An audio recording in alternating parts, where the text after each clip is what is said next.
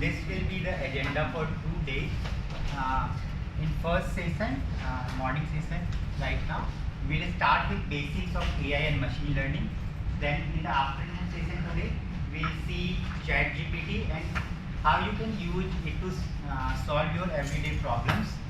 Its various use cases. Tomorrow in morning session, we will look at various other AI use cases and also we'll talk something about Industry 4.0, IoT and blockchain. Final session tomorrow will be talking about ethical issues in AI. So, any of you have previous exposure with AI and machine learning? Okay, Analytics, MIS.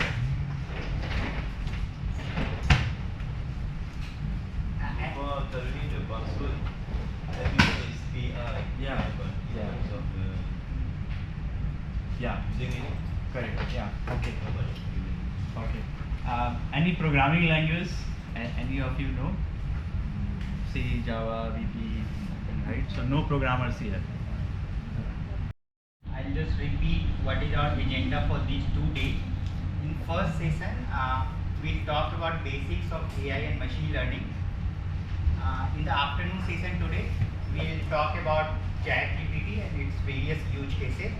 Tomorrow in the first session, we'll see some other use cases of AI and we'll also talk about Industry 4.0, IoT and blockchain. In the final session tomorrow, we'll talk about ethical issues that we face in AI. Okay, so what is artificial intelligence? Can someone define it?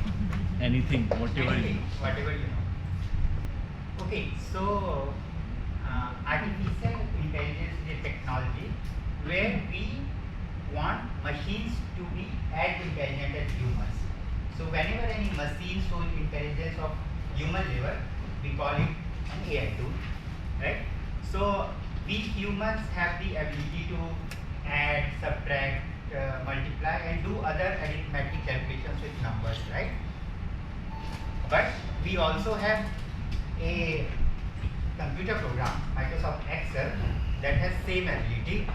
So logics for addition, subtraction, etc. For other arithmetic calculations also, logics have been fed in the tool and now it is able to do all those things. So here Microsoft Excel becomes an AI tool. Similarly, we humans have the ability to talk in our natural language, right? Like English, Malay, Tamil, all these languages. And before this AI came into picture, the only way to talk to computers was through programming languages, right? C, C++, Python, all this. But what we want now, we want that we should communicate with computers also in our natural language. So we say something in English and we want that a machine should understand it. So you must have used Siri and Alexa here, right?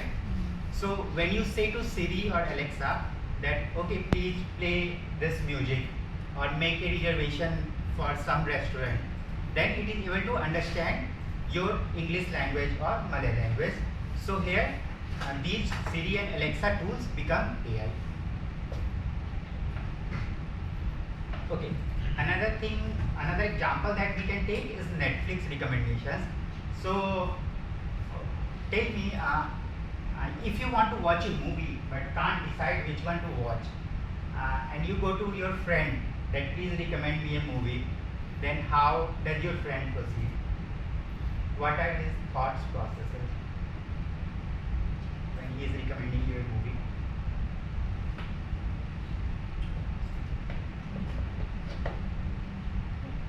Or if you have to recommend a movie to your friend, how will you do? You will,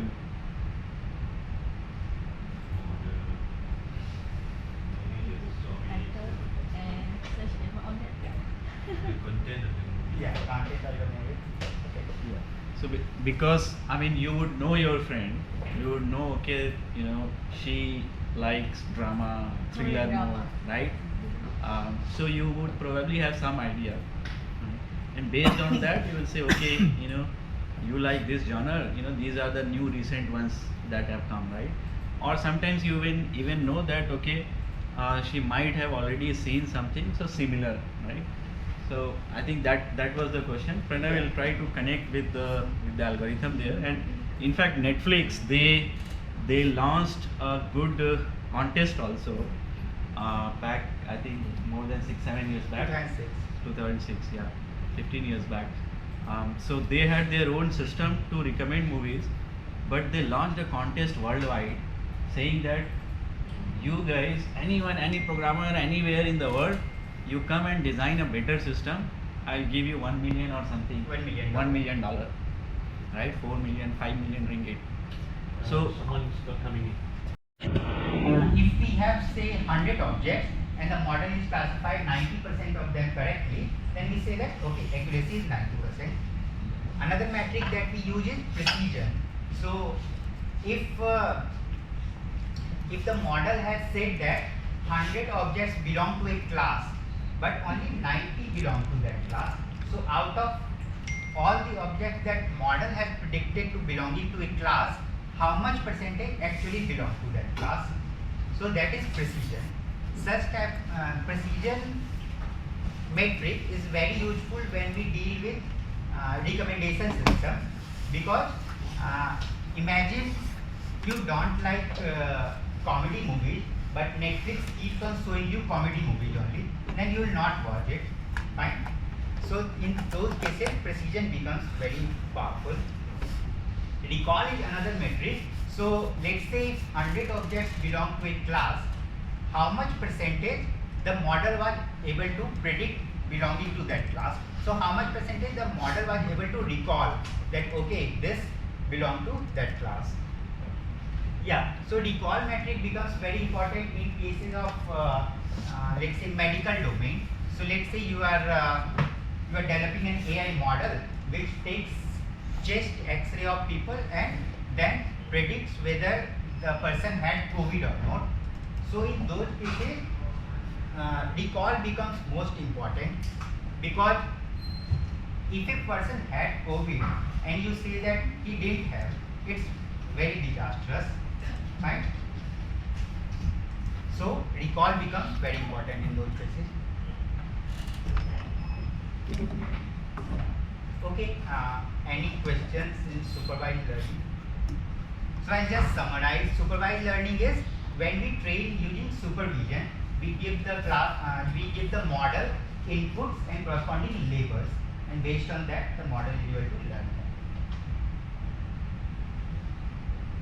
Is it possible to show what the interface, how this learning with teaching the machine to We'll have to develop? go into programming for that. You have special programming for that, or you have a customized programming? in the Hugging Face session you can show, right? Just walk through those 5-10 lines. Or you can use the line, code the lines instead of Yeah, the it's- interface. Both options are there in Hugging Face. So yesterday at Tech also, you know, I think we spent 30 minutes with them, and they were very excited. You know, some people were recording their voice on browser and then getting it converted into text, right? So they played with the user interface one. There was one programmer, so he could understand the programming one. Yeah, there's one Yeah. problem. So we can show both the interfaces. Afternoon session maybe we should. Okay, now let's come to unsupervised learning. So in unsupervised learning, there is no labeled data. Corresponding to inputs, we don't have any labels. And why is that? Because we don't want to get a label corresponding to input. We just want that model should be able to understand what are the structures and patterns present in the input itself, right? So let's say you all get mails in Gmail, right? So the mails get automatically divided into personal, social, then a spam folder. They get automatically divided, right? Because based on the mails, based on the input data itself, the model is able to group them into different clusters. clusters. Fine. Then you have different news. When you go to a news portal, you see news under political section, entertainment section, sports section. So based on the content of news, the data, the input data gets grouped into different clusters. So that is unsupervised learning. So if we go back to our cats and dogs example, so if you remember in supervised learning case, corresponding to each cat image, we were giving a label that it's a cat. In unsupervised learning, we don't give any label. We just give the model pictures and we tell it that you find out that what are different features and how can you group them together. Fine. So the model will understand that okay, these three that are cats look similar. So it will group them in a separate group. And other which are dogs, the model does not know they are dogs, just know that they have some different features. So the model will group them in a different class. Fine. So it has two types. Again, the clustering, we talked about clustering of emails and clustering of news. So it's just grouping. Another important is anomaly detection. So credit card fraud detection is very important in today's age, right? A lot of financial institutions and credit card companies are dealing with credit card fraud detection. So this is an example of unsupervised learning again. So how the machine does that? So let's say on my card, generally maximum transaction of let's say $1,000 occurs, and generally the transaction occurs in India, and generally it occurs between 9 a.m. to 9 p.m. Indian time. So if the model has all my transaction data, then it knows that my transactions follow a certain pattern. And let's say if today I do a transaction of $500 in Malaysia at 2:30 a.m. in night, when it's midnight in India, right? Then the model will see that okay, other transactions were following certain pattern, and some new transaction has happened that is not following that pattern, right? So it is able to detect that this is an anomaly. So it just has input data, and based on the pattern, it has found that okay, something fraudulent has happened. So this is unsupervised learning. Okay, so we just have input data, and based on structures and patterns present in the data, we make groups or we find anomaly. So coming back to our cars and bikes examples, we just give the model images of cars and bikes, and it is able to group them in different groups according to their features.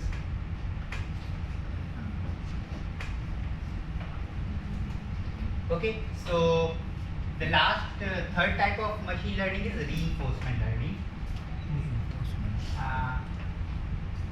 Okay, so if you remember when we were kids and learning to cycle, then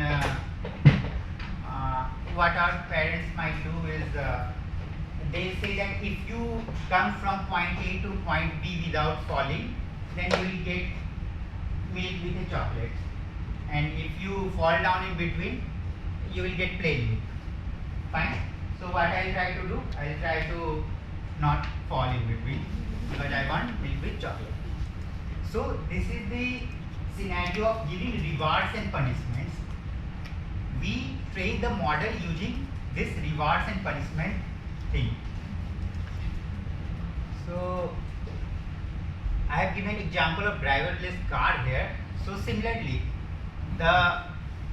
when we are teaching driverless car, so we say that okay, you drive in whatever way you like, but if you hit someone, you will get some punishment. So punishment in modeling sense is just a negative number, and reward in modeling sense is just a positive number. So if the driverless car is able to go without hitting or with following all the rules, then it gets a plus 100 number, let's say, and if it hits someone, it gets minus 100 or minus 200. So eventually, what it tries to do is to maximize its reward. So to maximize its reward, what it has to do? It has to follow the rules every time. It does not have to hit anyone, so that the number, the reward number, is positive every time and it maximizes. Okay, so I have a video here.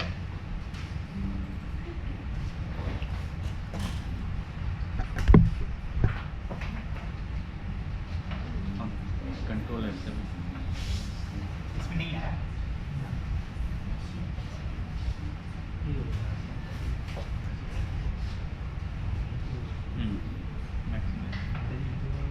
Okay, so how many of you have played Atari Breakout game before?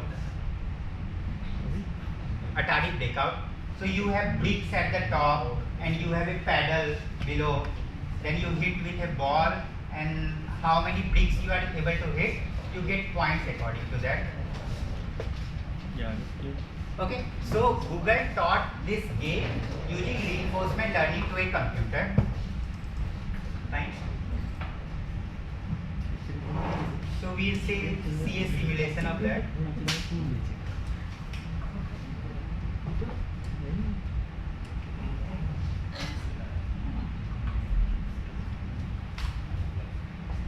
So the machine does not have any domain knowledge. It does not know what is a paddle, what is a ball, or what is a brick.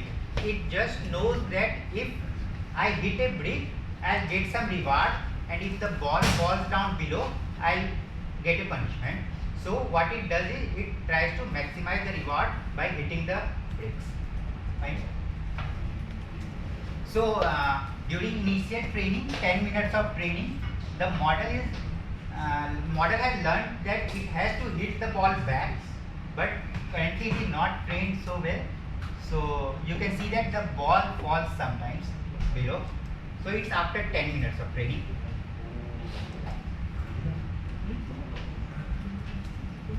So sometimes the ball is falling below.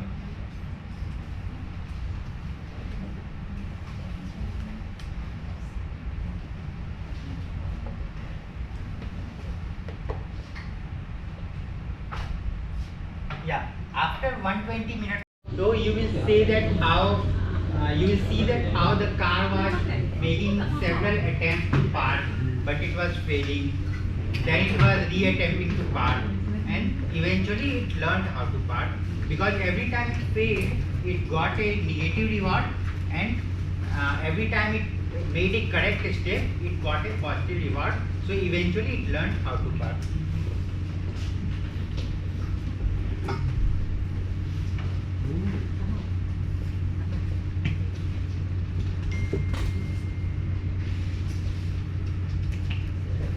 So in the bottom right side, it shows the number of attempts it is taking. Car is trying to learn how to park by itself using a program. So it hit a pole, gets a negative number. Is it familiar when you were learning how to park?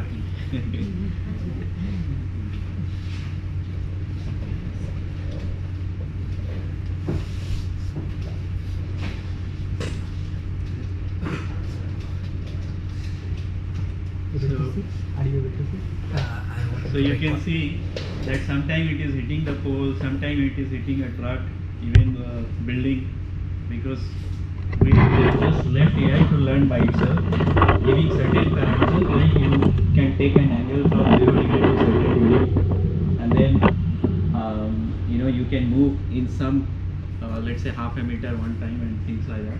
So it will keep on trying. You can see the attempts, 4,900, 5,002 attempts. Even after 5,000 attempts, it's here only.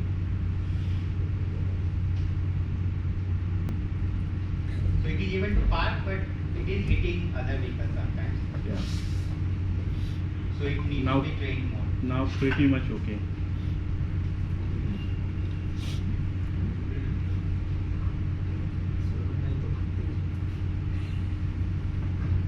Delays solving issue related to failing online payment. So it has given step-by-step procedure. then how to approach.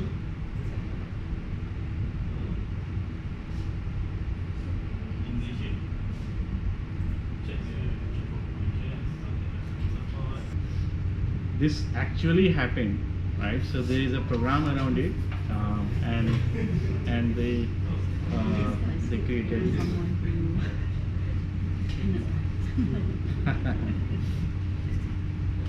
Okay.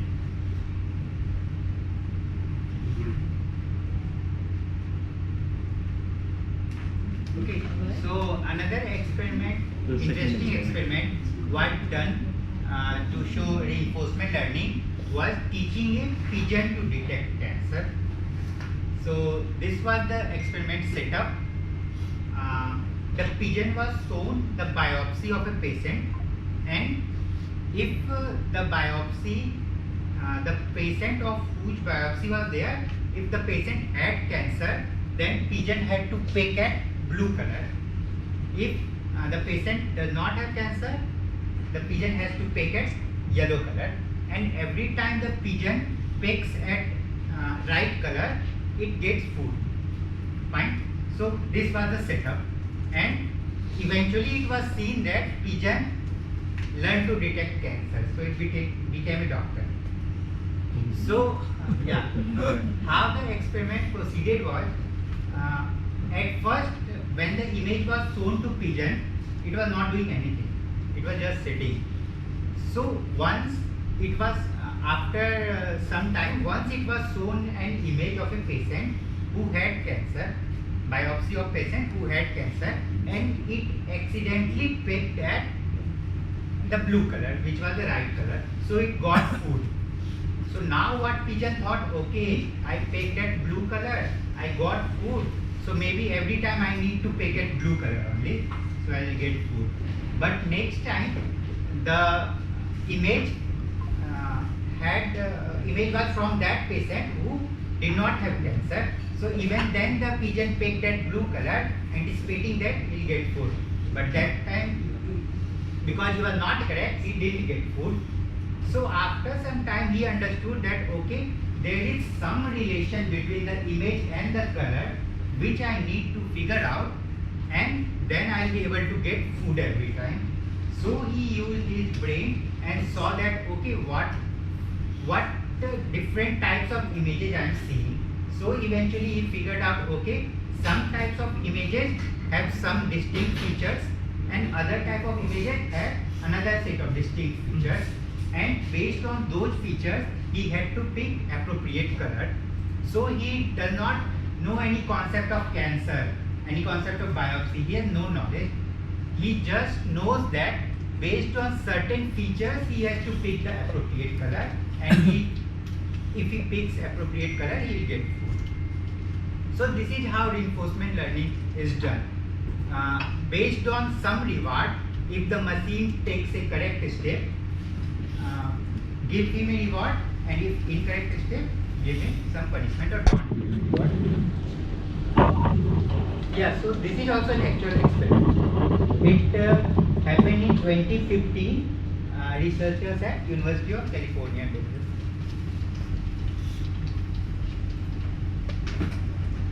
Okay, many of you must have heard the term deep learning.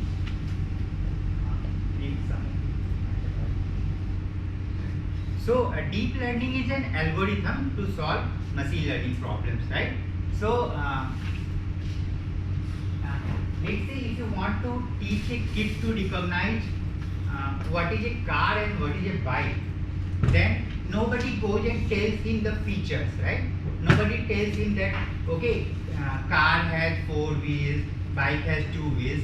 What is done is just the kid is shown the images, and his brain is like that the brain figures out okay, car has these features and bike has these features.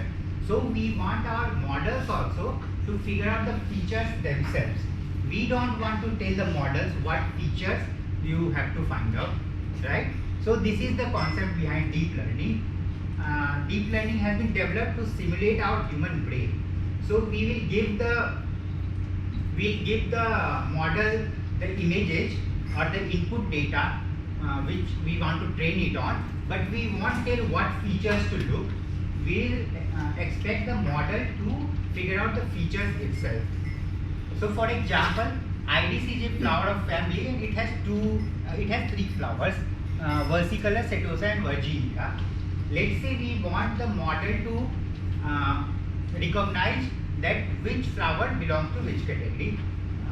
If we show image of a flower, it should tell us which image belongs to which category. So classical approach, before deep learning came into picture, classical approach was we will tell the machine to look at certain features like what is the sepal length, what is the sepal width. Sepal is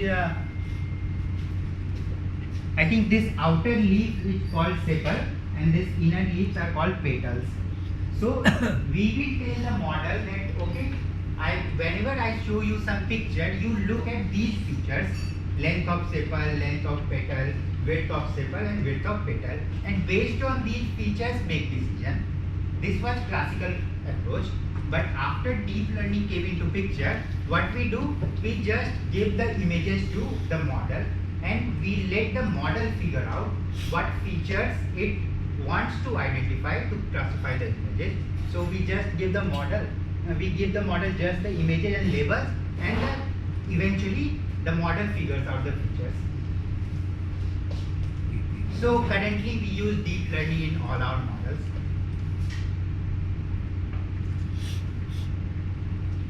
Okay, so now let's come to subdomains of machine learning. There are two distinct subdomains of machine learning based on what we are trying to teach the machines. If we are trying that machines to learn how to understand images, then it's computer vision. And if we want machines to learn text, then it's NLP, natural language processing. So if images, then computer vision. If text, then NLP. Some example of computer vision can be handwriting recognition. So you write something. Some of you must have used Google Lens, right? So you can write some equation on paper, and you can just scan the equation, and the machine understands the equation and solves it and gives you the answer.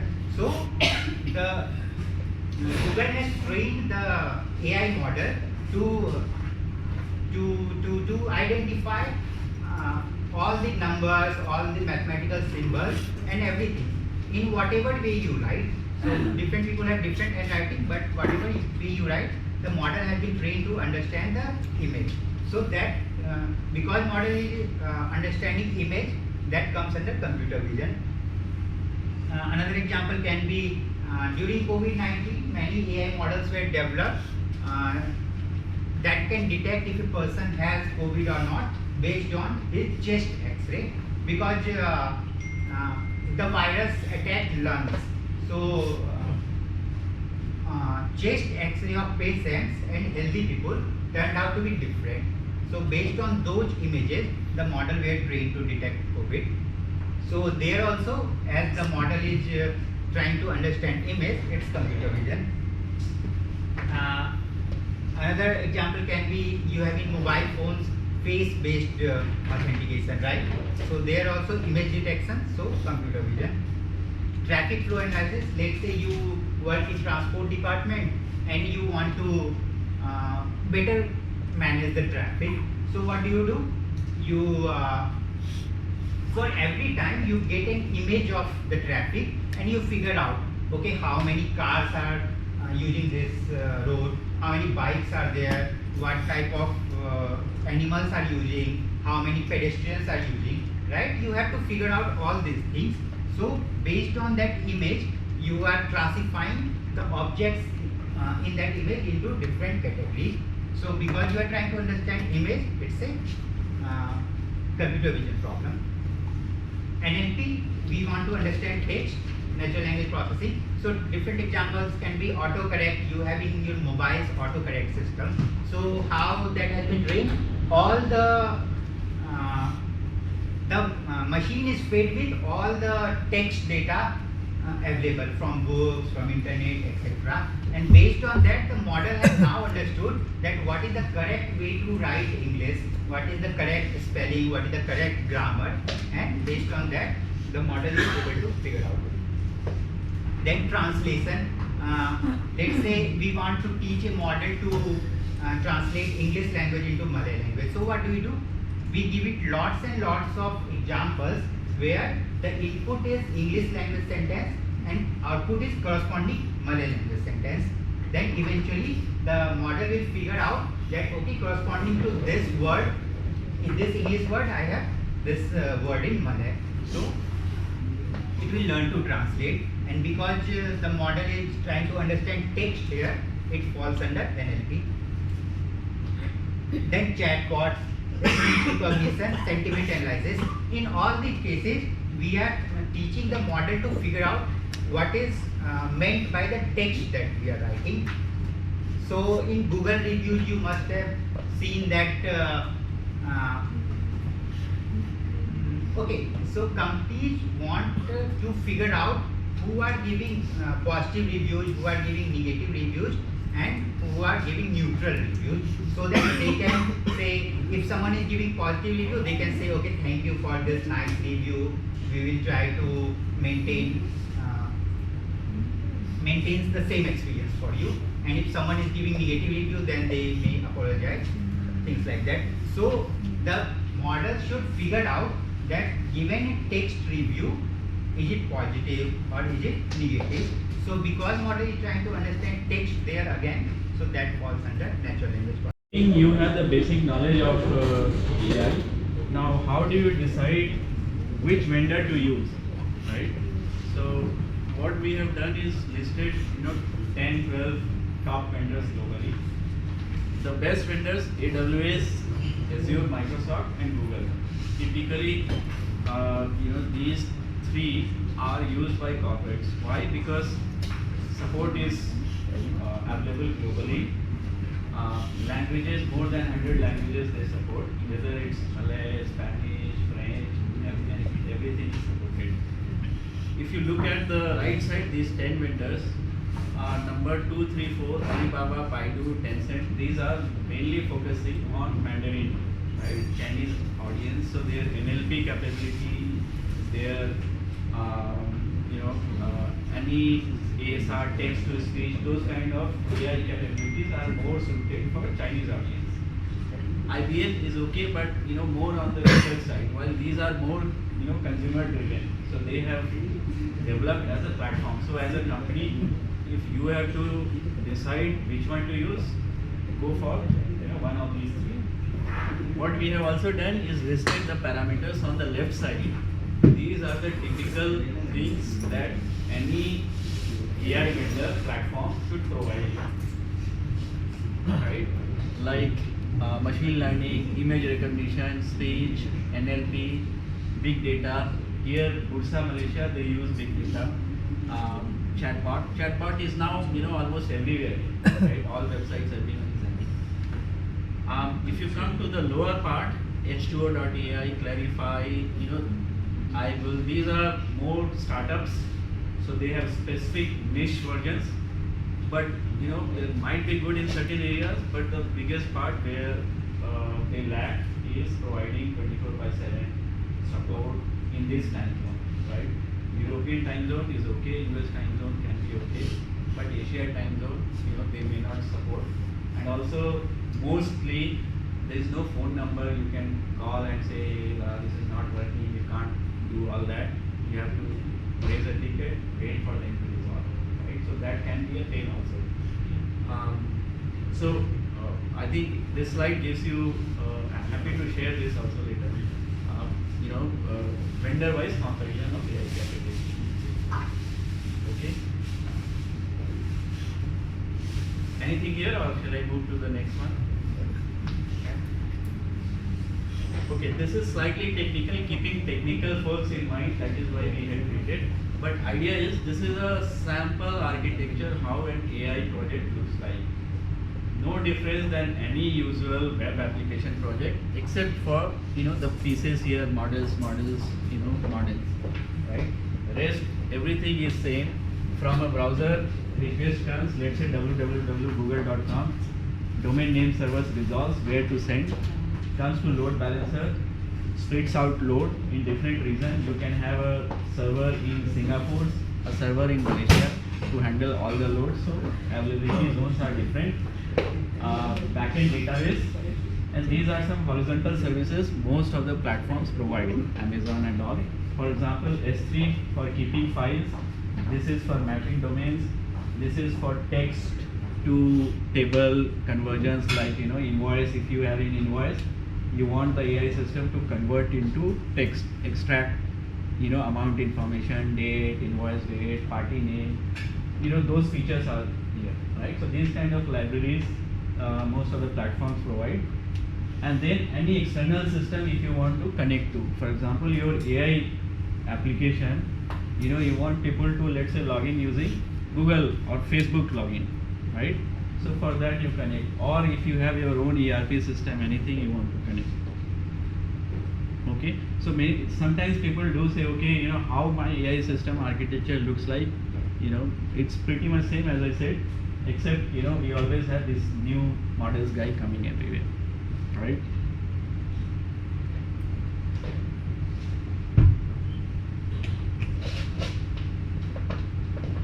Any questions here? Okay, whoever wants to try ChatGPT, can you go to chat.openai.com? We'll help you set up your account so that you can use it. chat.openai.com. So people signing it first will get an entry. What they also do is, from the same building, same IP address, if many people are logging, they will allow first few, and rest they will say Tata bye bye. Step procedure that how anyone can make a driver's license in India. So you can try for Malaysia how to get a driver's license in India.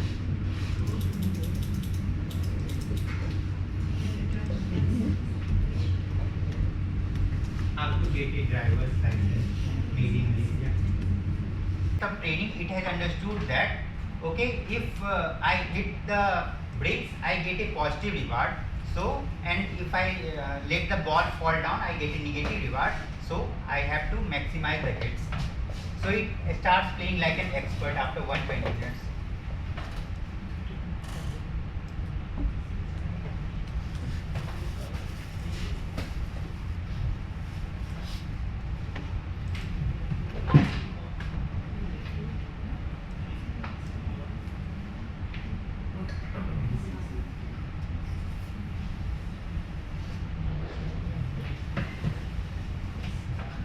Okay, can someone tell me if I want to maximize the number of hits, what is the strategy I should use?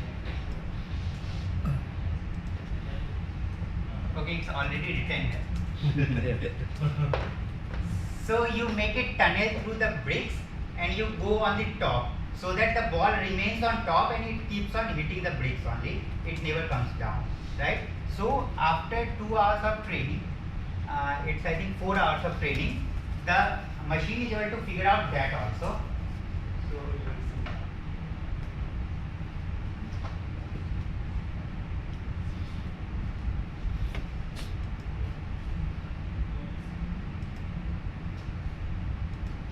So it's making a tunnel on the left. So ball has gone up.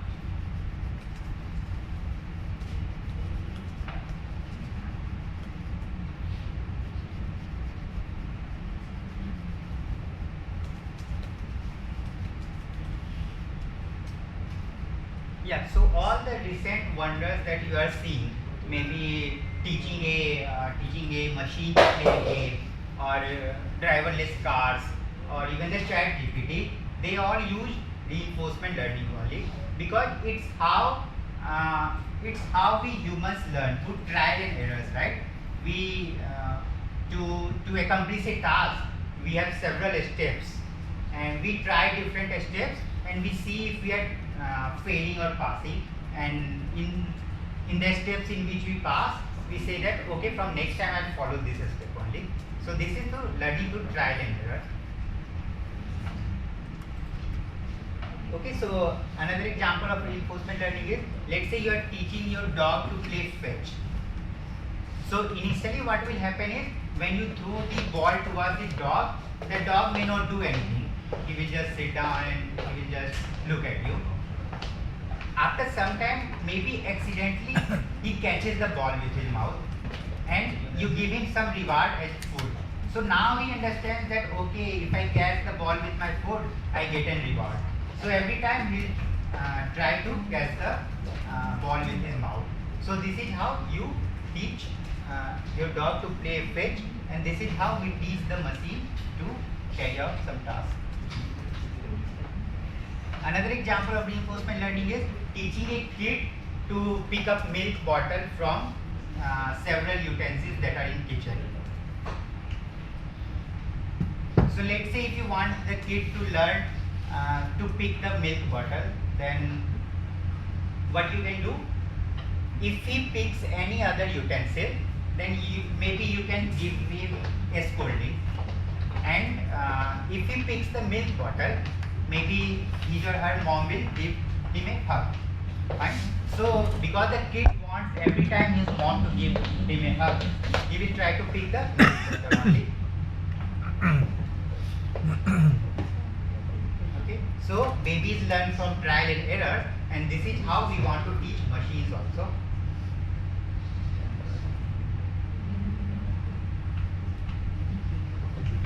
Okay, so we have examples here. So one step.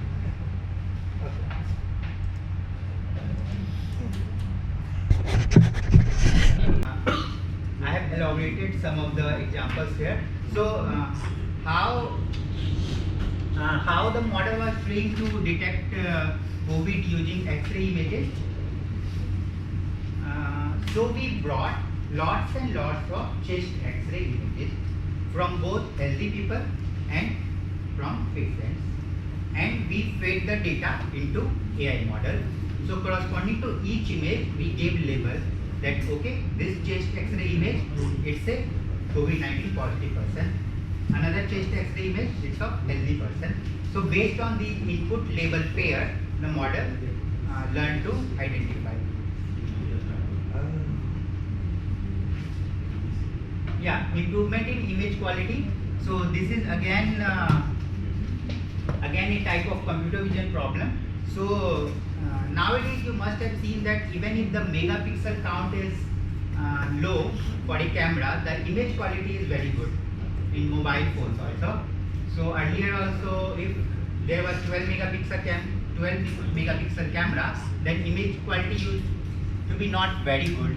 But now in same 12 megapixel camera, you get very good image quality, because once you capture an image, the AI processing happens in the background and it improves the quality of image that you have captured.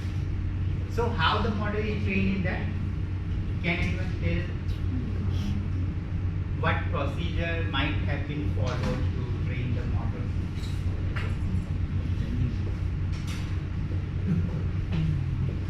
Yeah, I think it's written here. So we do the same thing. We have to train using data only. We give the model lots and lots of training data where the input is a bad quality image and output is a corresponding good quality image. So when we were doing this project in college, so what we did was, for same object, we clicked the picture using a mobile phone. Then for same object, we clicked the picture using DSLR camera. So input turned out to be bad quality and output turned out to be good quality. Mobile camera, DSLR camera, and based on this input-output pair, we fed the data into the AI model, and AI model learned to understand, okay, I have to change the pixel values from this RGB values in a bad quality to this RGB value in a good quality, and based on that, it learned to increase the quality of images.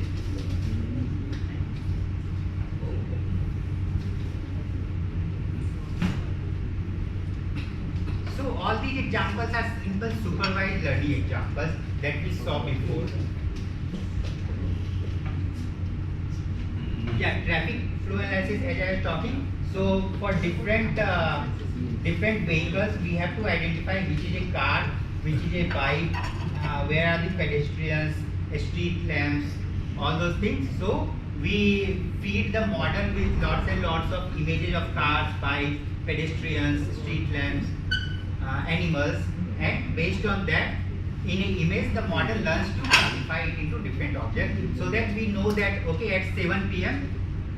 many cars use the road. Okay, pedestrian number is less. So like this, we can better manage the traffic.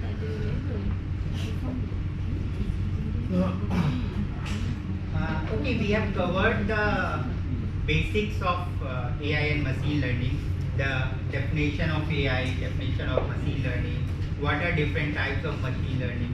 We have also seen computer vision and NLP and different use cases of them. So any questions or concerns till now? Okay, once we have the correct model that simulates the correct situation, right? How you transfer that model, the correction model, into your devices such as your phone? Like you take a blurry picture and then let AI decide to sharpen all the image, get the correct image. Is the model Yeah, model installed hardware? in, Is it installed in the hardware? yeah, or like- installed in the phone. Or is it you need corrected some sort of internet connection to get the No connection is needed. Once the model has been developed and deployed in your phone, then no connection is needed.